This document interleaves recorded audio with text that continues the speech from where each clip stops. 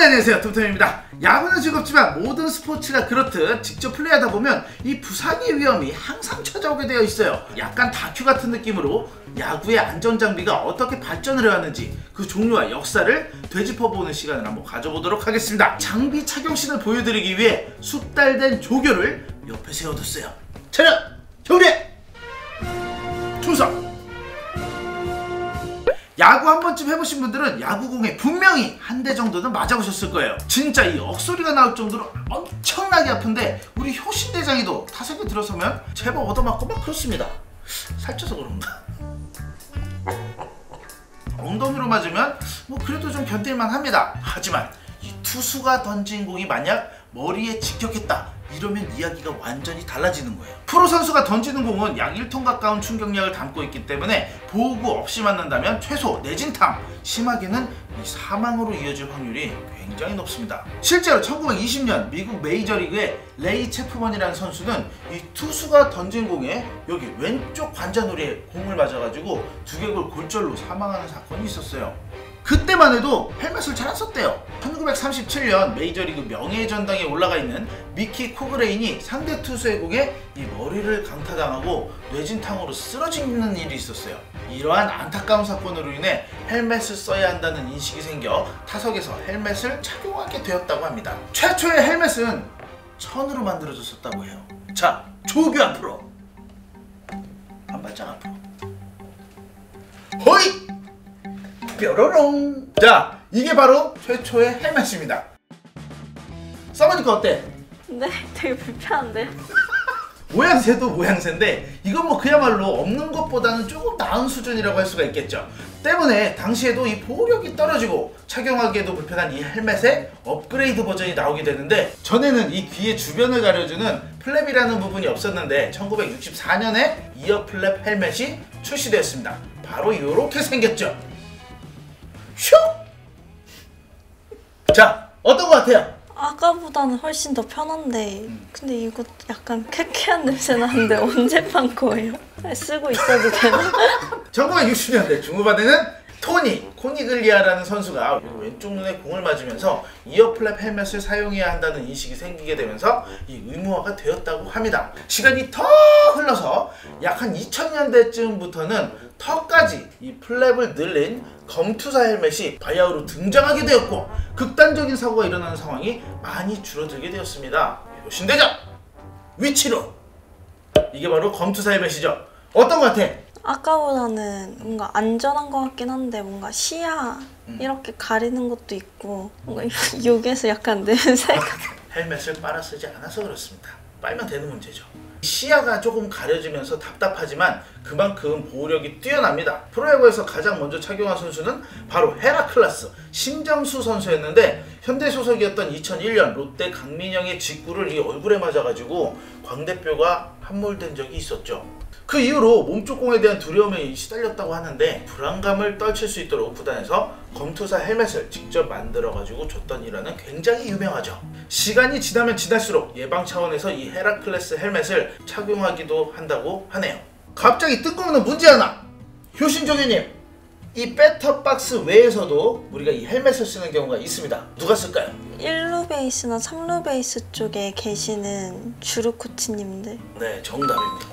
배터박스 밖에서 헬멧을 처음 착용한 사람은 김평호 코치님인데요. 두산에서 코치를 하던 시절 마이크 콜바라는 선수와 함께 생활을 했었는데 이 선수가 2007년 LA 다저스 산하팀인 털사 드릴러스 1루수 주루 코치로 나갔다가 라인 드라이브성 타구를 그대로 여기 머리에 맞아서 사망한 사건이 좀 벌어진 적이 있었죠. 그래서 그 이후로 김평호 코치님이 헬멧을 쓰고 나갔다고 하더라고요. 뭐 이런 사고들이 바탕이 돼서 우리나라에서도 2011년도부터는 주루 코치의 헬멧 착용이 의무화되었다고 합니다. 효신조교님! 또 있습니다. 헬멧을 쓰는 경우가 또 있어요.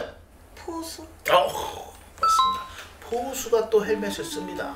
지난번에 저희가 야용사에서 효신대장이와 함께 쇼핑 라이브 방송을 한 적이 있었는데 그때 보호구로 막 착용을 했었어요.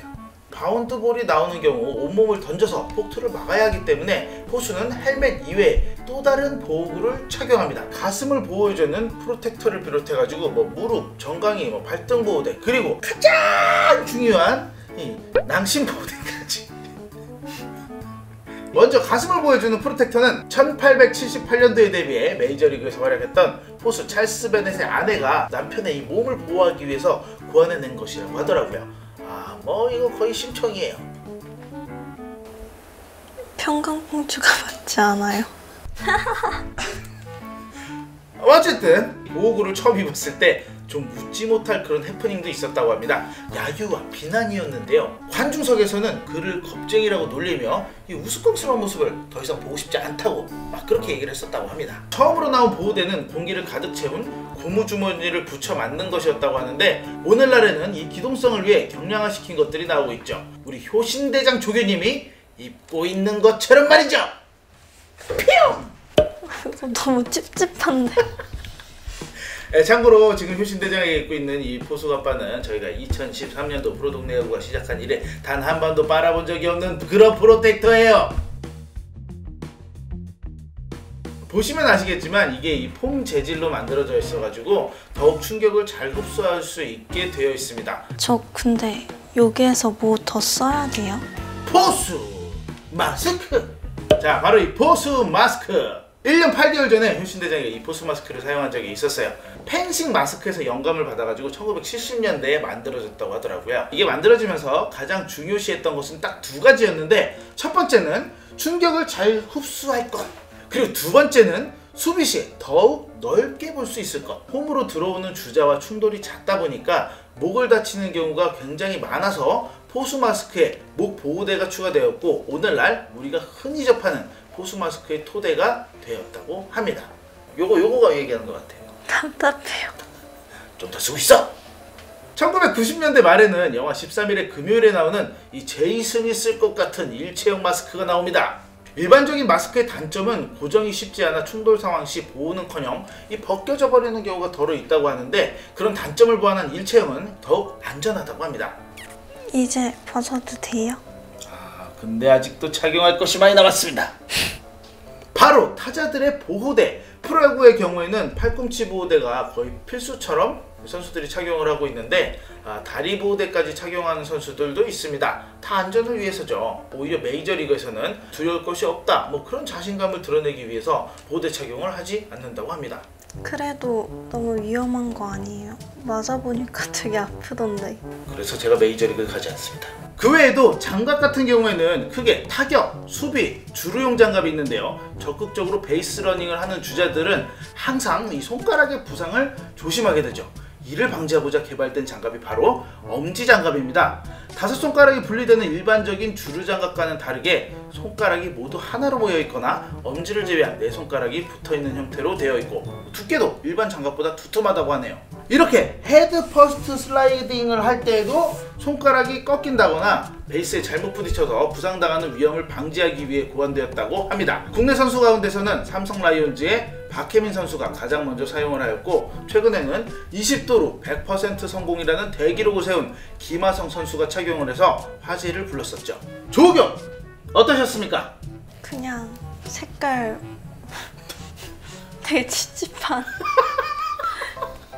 아무리 가볍게 야구를 한다고 하더라도 어떤 상황이 벌어질지 또 어떠한 부상을 당할지 모르기 때문에 우리 푸동야 구독자 여러분들은 꼭 안전장비를 착용하고 즐겁게 야구를 즐기셨으면 좋겠습니다. 스포츠 안전재단에서 제작 비용을 지원받아 이 콘텐츠는 제작되었습니다. 앞으로도 더욱더 유익하고 재밌는 비디오를 만들어 나갈 수 있도록 노력하겠습니다. 좋아요와 구독, 알림 설정까지.